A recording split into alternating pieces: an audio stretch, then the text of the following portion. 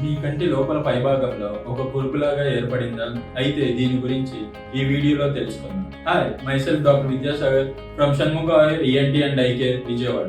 మన కంటి లోపల కనురెప్పలపై ఒక కురుపు గాని ముటుము వల్ల వచ్చే ఇన్ఫెక్షన్ ని స్టై అని అంటాం.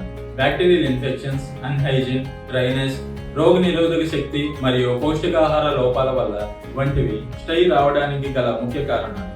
కంటి కురుపు ఏర్పడిన ప్రదేశంలో నొప్పి, వాపు, కంటి నుంచి నీరు కారడం, చీము కారడం వంటివి గమనించవచ్చు.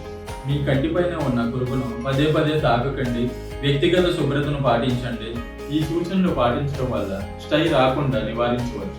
ఆయుర్వేదంలో స్టైను అంజననామిక అని అంటాము.